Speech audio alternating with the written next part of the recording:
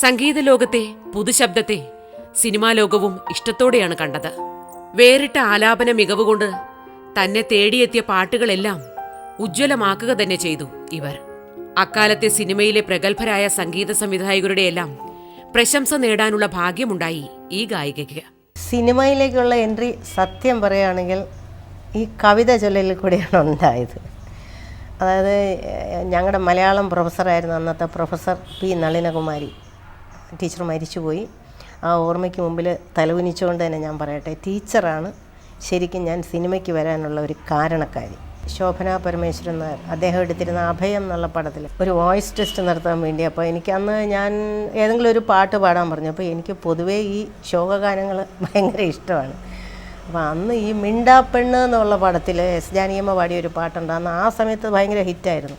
പൂമണിമാരൻ്റെ കോവിലിൽ പൂജയ്ക്കെടുക്കാത്ത പൂ ഞാൻ അനുരാഗമോഹന വീണയിൽ താളം പിഴച്ചൊരു ഗാനം ഞാൻ. ഇതാണ് ആ പാട്ട്. അപ്പോൾ ഇതാണ് ഞാൻ അവിടെ ആദ്യമായിട്ട് പാടുന്നത്, ഇതിന് വേണ്ടി പാടുന്നത്, വോയിസ് ടെസ്റ്റിന് വേണ്ടി പാടുന്നത്. പാടിക്കഴിഞ്ഞപ്പോൾ അവിടെ ആ സമയത്ത് അവിടെ ആർ കെ ശേഖർ, ഇന്നത്തെ AR റഹ്മാൻ്റെ അച്ഛൻ ആർ കെ ശേഖർ ഉണ്ടായിരുന്നു, സ്വാമി ഉണ്ടായിരുന്നു എന്നാണ് എൻ്റെ ഓർമ്മ. പിന്നെ സലിൽദ ഈ ഇതിങ്ങനെ റെക്കോർഡ് ചെയ്തുകൊണ്ടിരിക്കുന്ന സമയത്ത് സലിൽദ ശ്രദ്ധിച്ചതാണോ എനിക്ക് അറിഞ്ഞുകൂടാ, ഏതായാലും ഇത് കേട്ടു. അപ്പോൾ അന്നേരം ആർ കെ ശേഖർ പറഞ്ഞു, അയ്യോ പാടി ரொம்ப നല്ല വോയിസ് പാടി വരുമ്പോൾ എൻഡിങ് എല്ലാം വരുമ്പോൾ അത് ശരിക്കും സുശീലാമ്മ വോയിസ് മാതിരിയേ ഇരിക്കും എന്നൊക്കെ പറഞ്ഞു എൻ്റെ അടുക്കാന്ന് ആർ കെ ശേഖർ. പക്ഷേ അതിലൊരു ചെറിയ ശതമാനം സത്യം ഉണ്ടെന്ന് എനിക്ക് തോന്നുന്നു. കാര്യം എന്താണെന്ന് പറഞ്ഞാൽ ഇവിടെ ഗാനമേളയ്ക്കൊക്കെ എന്നെ വിളിക്കുമ്പോഴും കൂടുതലും സുശീലാമ്മയുടെ പാട്ടുകളാണ് എനിക്ക് സെലക്ട് ചെയ്ത് തരാറുള്ളത്. അപ്പോൾ അങ്ങനെയൊക്കെ പറഞ്ഞപ്പോൾ എനിക്ക് ഭയങ്കര സന്തോഷം. കാരണം ഞാൻ ഏറ്റവും കൂടുതൽ ആരാധിക്കുന്ന ഒരു ഗായികയാണ് സുശീലാമ്മ. ആ വോയിസിൻ്റെ ഒരു റിസംബ്ലൻസ് ഉണ്ടെന്ന് കേട്ടപ്പോൾ തന്നെ എനിക്ക് മനസ്സ് നിറഞ്ഞു, അത്രയ്ക്ക് സന്തോഷം തോന്നി.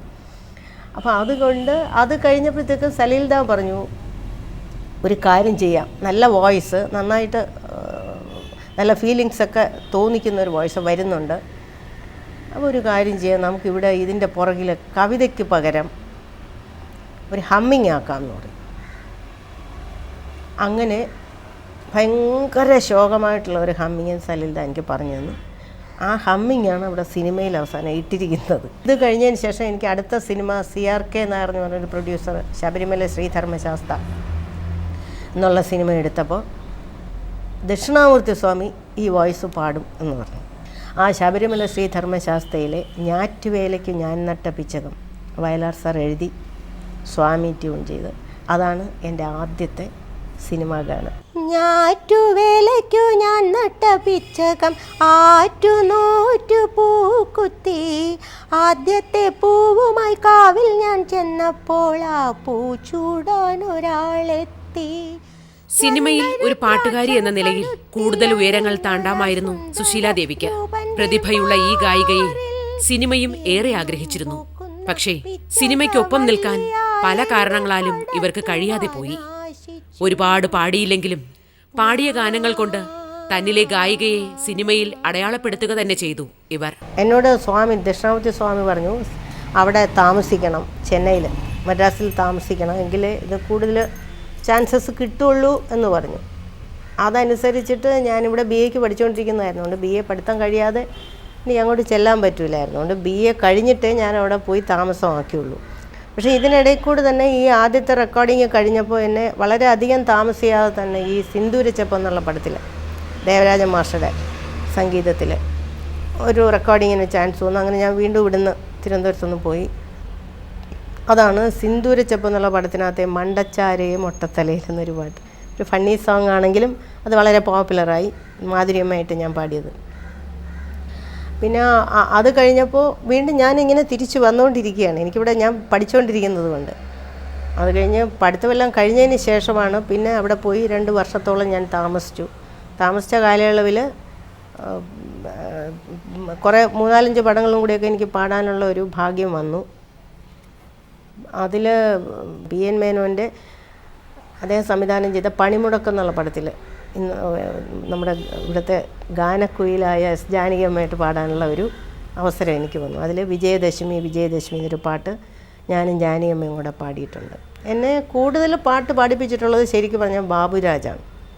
ബാബുക്കയാണ് എന്നെ കൂടുതൽ പാട്ട് തന്നിട്ടുള്ളത്. ഈ സംഭവാമി യുഗയുഗം എന്നുള്ള പടത്തിൽ ദാസേട്ടനുമായിട്ട് മൂക്കില്ല രാജ്യത്തെ രാജാവിന്, അതാണ് ബാബുക്ക എന്നെ ആദ്യം പാടിച്ചത്. അത് കഴിഞ്ഞിട്ടാണ് ഈ വിജയദശമി പണിമുടക്കം എന്നുള്ളത്. പിന്നെ സ്വർണ്ണ മത്സ്യം എന്നുള്ള പടം, പിന്നെ പുത്തൻ വീട്, ഇങ്ങനെ കുറച്ച് പടങ്ങളൊക്കെ ബാബുക്കയുടെ ആയിരുന്നു. പിന്നെ അവിടെ എനിക്ക് അത് കഴിഞ്ഞിട്ട് ഞാൻ അവിടെ നിൽക്കുമ്പോൾ എന്നെ ഒരുപാട് പ്രോഗ്രാം ചെയ്യാനുള്ള അവസരവും കൂടെ വന്നു എനിക്ക്. ഫിലിമിൽ പാടുന്ന പോലെ തന്നെ ഈ പാട്ട് കേട്ടിട്ട് അവിടെയെല്ലാം തമിഴ് സോങ്സ് ആണല്ലോ കംപ്ലീറ്റ്. അവിടെ തമിഴ് ഗാനമേള നടത്താനുള്ള അവസരങ്ങൾ ഒരുപാട് വന്നു. അങ്ങനെ കുറക്കാലം ഞാൻ അവിടെ ഗാനമേള നല്ലപോലെ നടത്തിയിട്ടുണ്ടായിരുന്നു.